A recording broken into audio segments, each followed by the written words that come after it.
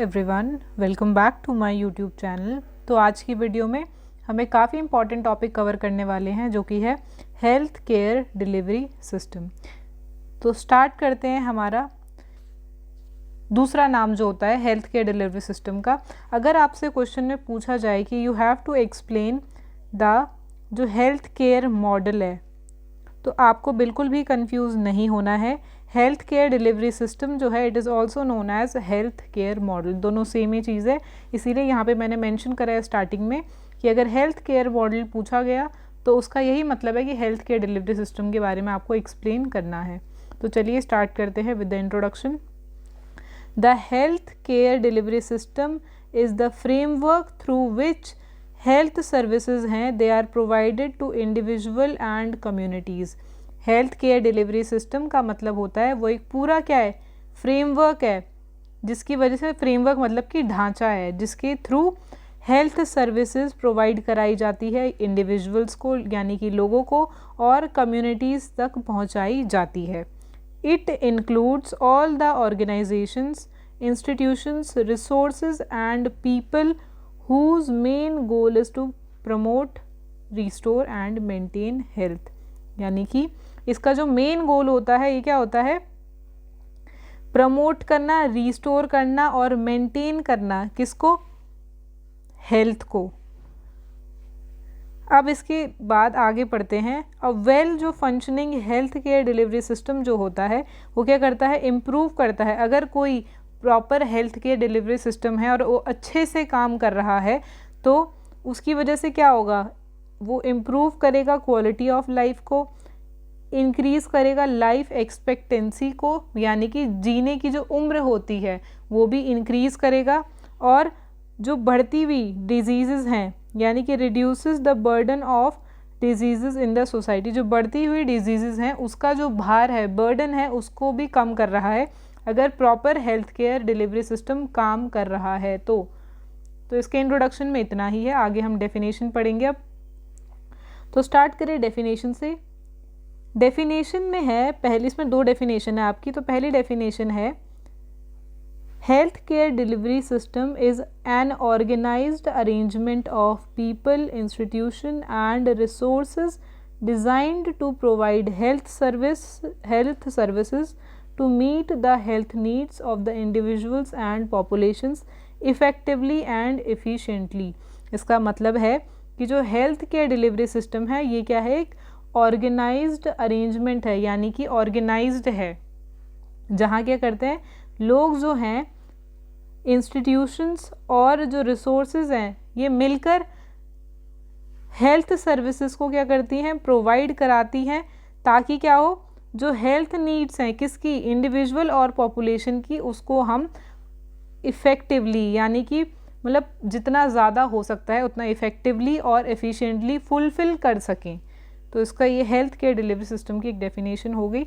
दूसरी डेफिनेशन की बात करें, it is the process by which जो हेल्थ केयर है is made available to the community. Health care delivery system एक ऐसा प्रोसेस है जिसमें क्या है, हेल्थ केयर जो है ये अवेलेबल कराया जाता है कम्युनिटी को through preventive, promotive, curative and rehabilitative services के through in an organised and coordinated manner. मतलब कि दूसरे शब्दों में कहें तो जो हेल्थ केयर डिलीवरी सिस्टम है ये एक ऐसा प्रोसेस है जिसमें हेल्थ केयर जो है वो कम्युनिटी को प्रोवाइड कराया जाता है या कम्युनिटी को पहुंचाया जाता है हेल्थ केयर, और इसमें प्रिवेंटिव, प्रमोटिव, क्यूरेटिव और रिहेबिलिटेटिव सर्विसेज भी शामिल होती है एक ऑर्गेनाइज्ड और कोऑर्डिनेटेड मैनर में। अब बात करें ऑब्जेक्टिव्स यानी कि गोल्स क्या होते हैं हेल्थ केयर डिलीवरी सिस्टम के। तो सबसे पहला गोल है to promote health by encouraging healthy lifestyle and habit, यानी कि हेल्दी लाइफस्टाइल और गुड हैबिट्स को एनकरेज करना पहला उद्देश्य है, गोल है, ऑब्जेक्टिव है। दूसरा है टू प्रिवेंट डिजीजेस, बीमारियों को प्रिवेंट करना थ्रू, कैसे प्रिवेंट करेंगे, इम्यूनाइजेशन यानी कि टीकाकरण, स्क्रीनिंग यानी कि टेस्ट वगैरह, और हेल्थ एजुकेशन देके, ताकि डिजीजेस यानी कि बीमारियों को रोक सकें। नेक्स्ट है to provide early diagnosis provide कराना और ट्रीटमेंट फॉर इफ़ेक्टिव केयर। और पहले हमें बीमारी का पता लगाना है, अर्ली डायग्नोस करना है बीमारी को, उसके बाद जब डायग्नोस कर लिया है तो उसके बाद हमें ट्रीटमेंट करना है ताकि जो हम केयर प्रोवाइड कर रहे हैं वो इफ़ेक्टिव हो। नेक्स्ट है to restore health with curative and rehabilitative services. हमें क्या करना है, हेल्थ को रिस्टोर करना है। कैसे हम रिस्टोर कर सकते हैं, क्यूरेटिव यानी कि क्योर कर सकते हैं, वापस कैसे ला सकते हैं हम हेल्थ को, क्योर करके और रिहेबिलिटेटिव सर्विसेज को प्रोवाइड करा के। नेक्स्ट है टू रिड्यूस मॉर्टेलिटी और जो मॉर्बिडिटी रेट है, मॉर्टेलिटी मतलब डेथ रेट एंड मॉर्बिडिटी मतलब डिजीज़ या इन्फेक्टेड जितने लोग हैं, जितने लोग डिजीज़ से इन्फेक्टेड हैं तो उनको हम मॉर्बिडिटी में काउंट करते हैं। तो हमें मॉर्टेलिटी यानी कि डेथ रेट और डिजीज़ रेट दोनों को क्या करना है, कम करना है। कैसे कम करेंगे, by improving the quality of life, quality of life को इम्प्रूव करके। नेक्स्ट है to ensure equity and accessibility health care for all. हमें हर इंसान को हेल्थ केयर इक्वली प्रोवाइड करानी है, तो हमें हेल्थ केयर सबके लिए एक्सेसिबल हो, चाहे वो कोई भी हो, तो ये इंश्योर करना है। नेक्स्ट है to improve quality of physical, mental और सोशल वेलबींग। हमें क्या करना है, मेंटल, फिज़िकल और सोशल वेलबींग को बेहतर बनाना है। तो ये थे हमारे ऑब्जेक्टिव्स या फिर गोल्स हम कह सकते हैं। अब बात करें हेल्थ केयर डिलीवरी सिस्टम जो है ये क्लासिफाइड है हमारे 4 टाइप से कैटेगरीज में हम इसको क्लासिफाई करा है। तो हेल्थ केयर डिलीवरी सिस्टम में पहला आता है आपका इनपुट, ये हम अच्छे से भी पढ़ेंगे आगे डिटेल में। फिर आता है हमारा हेल्थ केयर सर्विसेज, फिर आता है हेल्थ केयर सिस्टम, फिर आता है आउटपुट। जहाँ पे इनपुट होगा तो वहाँ पे आउटपुट भी होगा, तो 2 आपको ऐसे याद रखना है। उसके बाद हम हेल्थ केयर सर्विसेज, इनपुट में हम क्या करेंगे, हेल्थ केयर सर्विसेज प्रोवाइड कराएंगे और हेल्थ केयर सर्विसेज किसके थ्रू प्रोवाइड कराएंगे, हेल्थ केयर सिस्टम के। और जब हम प्रोवाइड करा देंगे तो उसके बाद हमें क्या मिलेगा, उसका आउटपुट मिलेगा, तो आपको ऐसे याद रखना है। अब जो हमारा इनपुट है पहला, इसमें आता है हमारा health status and health problem. तो हम सबसे पहले इनपुट वाले पोर्शन को इसको पढ़ेंगे। तो इसमें आता है हमारा health status and health problem. तो इनपुट में जैसे कि मैंने कहा, तो इनपुट स्टार्ट करते हैं। It includes the current health and health status of individual and communities as well as health problems like diseases, malnutrition and poor sanitation। तो इसमें क्या होता है कि हेल्थ स्टेटस को क्या कर रहा है, ये इंक्लूड कर रहा है किसका, इंडिविजुअल का और कम्युनिटी का, एज वेल एज क्या कर रहा है, इंडिविजुअल्स के जो ये कम्युनिटीज़ के जो हेल्थ प्रॉब्लम्स हैं इनको भी इंक्लूड करेगा, जिसमें क्या आ रहा है, हमारा डिजीज़ आ रही है, माल न्यूट्रिशन आ रहा है और पुअर सैनिटेशन भी आ रहा है। नेक्स्ट है हेल्थ स्टेटस मीन्स, जो अभी हमने हेल्थ स्टेटस पढ़ा, इसका क्या मतलब होता है, ओवरऑल कंडीशन ऑफ हेल्थ, मतलब ओवरऑल हेल्थ की कंडीशन को हम हेल्थ स्टेटस बोलते हैं, वो भी किसकी, किसी भी इंडिविजुअल या कम्युनिटी की ओवरऑल जो हेल्थ कंडीशन है उसको हम क्या बोलते हैं, हेल्थ स्टेटस। अब जो हेल्थ स्टेटस है ये क्या करता है, इट रिफ्लेक्ट्स, ये हमारे फिजिकल, मेंटल और सोशल वेलबींग तीनों को रिफ्लेक्ट यानी कि उसका प्रभाव पड़ता है, ओवरऑल हेल्थ जो कंडीशन है या हेल्थ स्टेटस पे इफेक्ट पड़ता है। It can be measured through indicators like life expectancy, infant mortality rate यानी कि IMR, इसकी फुल फॉर्म भी पूछी जा सकती है, MMR यानी कि मैटरनल मोर्टेलिटी रेट, या फिर nutritional status, prevalence of disease. तो इससे लाइफ एक्सपेक्टेंसी जो है, infant mortality rate, maternal mortality rate, nutritional rate और डिजीज़ की जो प्रेवलेंस है ये सब भी मेजर किया जाता है। अब बात करें हेल्थ प्रॉब्लम्स पे, इससे अभी हमने हेल्थ स्टेटस पढ़ लिया, यहाँ पे इतना हमने हेल्थ स्टेटस पढ़ा, तो अब हम पढ़ेंगे आगे का हेल्थ प्रॉब्लम। तो जो हमारा हेल्थ प्रॉब्लम है, health problems are the various diseases. Health problems क्या हैं, वो इश्यूज़ हैं, ये वो कंडीशंस हैं that affect the health status of people, जो हेल्थ स्टेटस को अफेक्ट कर रही हैं वो हेल्थ प्रॉब्लम्स हुई। जैसे कि इन्फेक्शियस डिजीज़, जैसे कि इन्फेक्शियस डिजीज़ में क्या आ रहे हैं हमारे, मलेरिया या फिर TB, chronic disease like diabetes या फिर हाइपरटेंशन, और न्यूट्रिशनल प्रॉब्लम्स जिसमें कि अनीमिया, माल न्यूट्रिशन और पुअर न्यूट्रिशन मैटरनल एंड जो चाइल्ड हेल्थ इश्यूज़ हैं, इसके अलावा मेंटल हेल्थ डिसऑर्डर्स, ये सारे हमारे हेल्थ प्रॉब्लम्स में आ जाते हैं।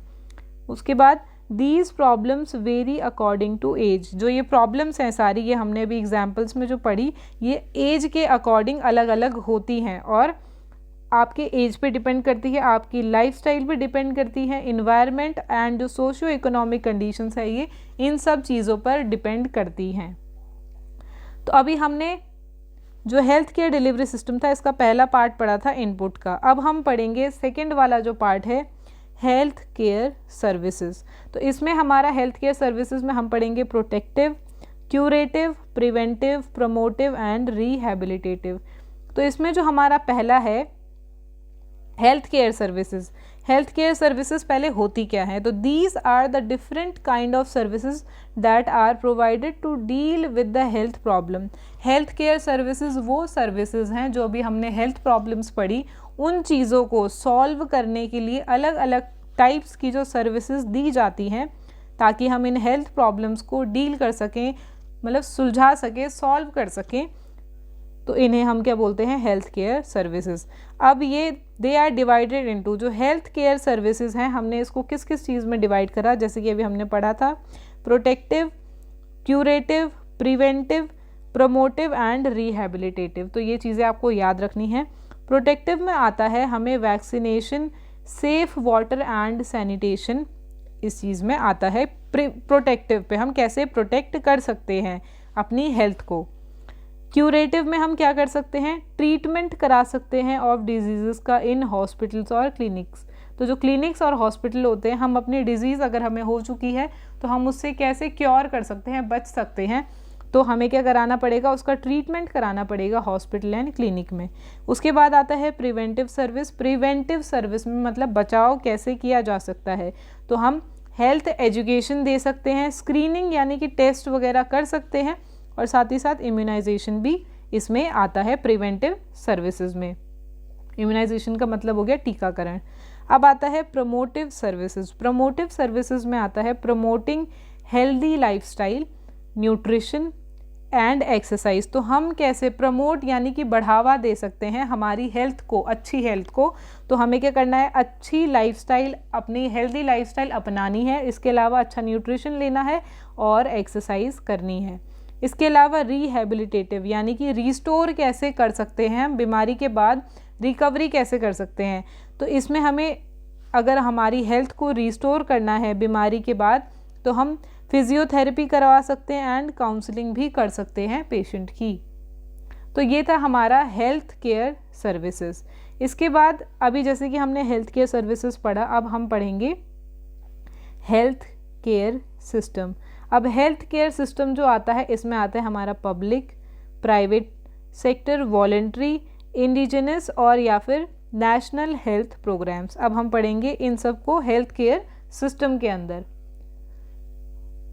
तो जो हेल्थ केयर सिस्टम है, these services are delivered through different sectors and programmes. तो जो हेल्थ केयर सिस्टम है क्या करता है? अलग अलग सेक्टर्स के थ्रू और अलग अलग प्रोग्राम्स के थ्रू हमें क्या करता है? हेल्थ केयर जो सर्विसेज हैं वो प्रोवाइड कराता है। तो सबसे पहले आता है हमारा पब्लिक सेक्टर। पब्लिक सेक्टर में हमारा गवर्नमेंट हॉस्पिटल, पीएचसी यानी कि प्राइमरी हेल्थ सेंटर और कम्युनिटी हेल्थ सेंटर दोनों आ जाते हैं। फिर आता है हमारा प्राइवेट सेक्टर। प्राइवेट में हमारे private clinics, hospitals and doctors आते हैं। फिर आता है हमारा वॉलंटरी सेक्टर। वॉलंटरी सेक्टर्स में आते हैं एनजीओज एंड चैरिटेबल जो हॉस्पिटल्स होते हैं, ये सब हमारे वॉलंटरी सेक्टर्स में आते हैं। नेक्स्ट है हमारा इंडिजिनस जो सिस्टम है, इसमें आता है हमारा आयुर्वेदा, होम्योपैथी, सिद्धा, यूनानी एक्सेट्रा। इसमें ये सारी चीज़ें आती हैं हमारे इंडिजिनस सिस्टम में। और बात करें जो नेशनल हेल्थ प्रोग्राम्स है इनके बारे में, तो जैसे कि आपको पता होगा कि हर डिजीज़ से रिलेटेड एक नेशनल हेल्थ प्रोग्राम, जो कि ज़्यादा मतलब पॉपुलेशन में अगर एक्सप्लोड हो गई है डिजीज़, तो उस चीज़ के लिए भी नेशनल जो हेल्थ प्रोग्राम्स है गवर्नमेंट ने लॉन्च करे थे। जैसे कि टीबी कंट्रोल, टीबी जो है मतलब काफ़ी हद तक अब कंट्रोल में है, बट एक टाइम था जब टीबी बहुत ज़्यादा फैल चुका था, तो इसीलिए गवर्नमेंट ने उस टाइम पे नेशनल हेल्थ प्रोग्राम रिलीज़ करा था फॉर टीबी। तो टीबी कंट्रोल प्रोग्राम हो गया, मलेरिया इरेडिकेशन हो गया और इम्यूनाइजेशन प्रोग्राम, ये सारे हमारे नेशनल हेल्थ प्रोग्राम्स के अंदर आते हैं। तो अब हमने हमारा input, health care services, health care system, तीनों चीज़ें कवर कर ली। अब हमारा आता है नेक्स्ट आउटपुट, और आउटपुट में हमें पढ़ना है इसमें चेंज इन हेल्थ स्टेटस। जैसे कि मैंने आपको बताया था, सबसे पहला आता है हमारा इनपुट। इनपुट में हमने जो हेल्थ स्टेटस है पहले प्रॉब्लम्स को आइडेंटिफाई करा, फिर हमने सर्विसेज प्रोवाइड करी, फिर हमने एक सिस्टम के अकॉर्डिंग हेल्थ केयर सर्विसेज दी। और अब हमें चेक करना है कि जो हमने अभी प्रॉब्लम देखी थी उसका क्या सर्विसेज दे के सिस्टम के अकॉर्डिंग चेंज आया हेल्थ स्टेटस में या नहीं आया। तो अब वो हम कैसे देखेंगे आउटपुट में। तो आउटपुट क्या है हमारा, आउटपुट को हम बोलते हैं change in health status. Output क्या है, change in health status. Output refers to the improvement in health status of people after receiving health services. Output हम किसे कह रहे हैं, इम्प्रूवमेंट आ रहा है जो हेल्थ स्टेटस में ऑफ पीपल, जब लोग हेल्थ सर्विसेज ले रहे हैं तो उसकी वजह से लोगों की हेल्थ स्टेटस में क्या आ रहा है, इम्प्रूवमेंट आ रहा है। जिसको हम कैसे देख सकते हैं, जैसे कि मैंने कहा था जो मॉर्टेलिटी रेट है यानी कि डेथ रेट है या मॉर्बिडिटी रेट है, अगर वो कम हो गया तो seen as reduced mortality and morbidity rate अगर रिड्यूस हो गया, और लाइफ एक्सपेक्टेंसी यानी कि जो जीवन जीने की जो मतलब लाइफ एक्सपेक्टेंसी का एक टाइम पीरियड होता है, अगर वो इंक्रीज़ हो गया, बेटर क्वालिटी ऑफ लाइफ हो गई, एंड जो ओवरऑल इम्प्रूव्ड कम्युनिटी हेल्थ। तो इसकी वजह से इसका मतलब क्या हुआ कि हमने जो भी हेल्थ केयर सर्विसेज अभी प्रोवाइड करी थी, इनपुट जो हमने दिया था, प्रॉब्लम चेक करी थी, सर्विसेज प्रोवाइड कराई थी सिस्टम के थ्रू, तो चेंज इन हेल्थ स्टेटस क्या आएगा हमारा, अच्छा आएगा। रिड्यूस हो जाएगा mortality morbidity, life expectancy increase हो जाएगी एंड क्वालिटी ऑफ लाइफ भी इंक्रीज़ हो जाएगी। तो अब हम पढ़ेंगे role of nurse in health care delivery system. काफ़ी इंपॉर्टेंट हेडिंग आती है ये हमारी, क्योंकि हमें हर आंसर के एंड में ये लिखना पड़ता है। तो इससे आपका जो आंसर होता है वो भी काफ़ी इफ़ेक्टिव बन जाता है। तो आपको रोल ऑफ नर्स मेंशन करने हैं। तो सबसे पहला रोल है हेल्थ का, आपको क्या करना है, प्रमोशन करना है। Educate people about healthy lifestyle and habit, हमें लोगों को अच्छी हेल्दी लाइफस्टाइल है इसके बारे में और हेल्दी हैबिट्स के बारे में बताना है, एजुकेशन देनी है, ताकि क्या हो, उनका जो लाइफस्टाइल है और हैबिट्स है वो अगर इम्प्रूव हो गई, हेल्दी अगर वो चीज़ें अपनी लाइफ में अप्लाई कर रहे हैं तो उनकी क्वालिटी ऑफ लाइफ भी अच्छा हो जाएगा। नेक्स्ट है डिज़ीज़ प्रिवेंशन। डिज़ीज़ प्रिवेंशन में हमें इम्यूनाइजेशन के बारे में उन्हें बताना है और उन्हें इम्यूनाइज भी करना है, मतलब कि प्रॉपर वैक्सीनेशन उन्हें प्रोवाइड करानी है, स्क्रीनिंग करनी है एंड हेल्थ एजुकेशन देना है पेशेंट्स को या इंडिविजुअल को या कम्युनिटी को। इसके बाद आता है क्यूरेटिव केयर। इसमें हमें क्या करना है, ट्रीटमेंट देना है, मेडिकेशंस देनी है एंड बेड साइड केयर भी देनी है टू द पेशेंट्स। नेक्स्ट आता है रिहैबिलिटेटिव केयर। रिहैबिलिटेटिव केयर में आता है हमारा help patients to recover through counselling and rehabilitation. Rehabilitative care में क्या होता है कि काउंसलिंग और जो रिहैब सर्विसेज होती है इनको देकर हमें पेशेंट को रिकवर करने में मदद करनी चाहिए। नेक्स्ट रोल आता है कम्युनिटी पार्टिसिपेशन। हमें क्या करना है, कम्युनिटी के जो लोग हैं उनको क्या करना है, इनकरेज करना है, बढ़ावा देने के लिए उन्हें एक्टिवली इन्वॉल्व होने के लिए हमें उन्हें इनकरेज करना है, ताकि वो इन्वॉल्व करें जो हेल्थ प्रोग्राम्स हैं उनमें, वो इन्वॉल्व हो जाएं जो हेल्थ प्रोग्राम्स हैं इनमें। नेक्स्ट है सपोर्ट इन नेशनल प्रोग्राम। जैसे कि मैंने अभी कहा कि हमें लोगों को, कम्युनिटी के लोगों के लिए ही तो वो प्रोग्राम्स गवर्नमेंट लॉन्च कर रही है। अगर वो एक्टिवली पार्टिसिपेट ही नहीं करेंगे उन प्रोग्राम्स में तो उन प्रोग्राम्स को लॉन्च करने का कोई बेनिफिट नहीं होगा। तो हमें सपोर्ट करना है गवर्नमेंट को, नेशनल जो प्रोग्राम्स है उनमें। इम्प्लीमेंट गवर्नमेंट हेल्थ स्कीम्स, हमें गवर्नमेंट जो हेल्थ स्कीम्स है उनको इम्प्लीमेंट करना है, यानी कि उन पे जो गवर्नमेंट ने जैसे अगर इम्यूनाइजेशन शेड्यूल के अकॉर्डिंग बोला है कि इतने साल के बच्चे को ये वैक्सीन लगनी है तो हमें लगवानी है वो लोगों को, तो तो हमें क्या करना है, इम्प्लीमेंट करना है गवर्नमेंट हेल्थ स्कीम को, जैसे कि इम्यूनाइजेशन एंड जो मैटरनल केयर है। नेक्स्ट है coordination and referral. Coordination and referral का मतलब है कि refers patient to higher centre when needed and coordinates care, यानी कि ज़रूरत पड़ने पे अगर पेशेंट को हमें हायर सेंटर पर रेफ़र करना होगा तो हमें प्रॉपर कोऑर्डिनेशन के साथ पेशेंट को केयर तो देनी है, बट ज़रूरत पड़ने पे हमें हायर सेंटर अगर हम जहाँ पर प्रेजेंट हैं वहाँ पर वो सर्विसेज हम उसे प्रोवाइड नहीं करा सकते पेशेंट को, और पेशेंट को हमें हायर मतलब हेल्थ केयर सर्विसेज प्रोवाइड करानी है तो हमें पेशेंट को रेफ़र करना होगा। तो कोऑर्डिनेट भी करना है नर्स को और पेशेंट को रेफ़र भी करना है। तो आज की वीडियो में इतना ही। आई होप आपको ये टॉपिक समझ में आया होगा। अगर आपको ये वीडियो अच्छी लगी हो तो वीडियो को लाइक करें, अपने दोस्तों के साथ शेयर करें और कमेंट करके ज़रूर बताएं कि नेक्स्ट वीडियो आपको कौन से टॉपिक पर चाहिए। तो मिलते हैं नेक्स्ट वीडियो में। Thanks for watching.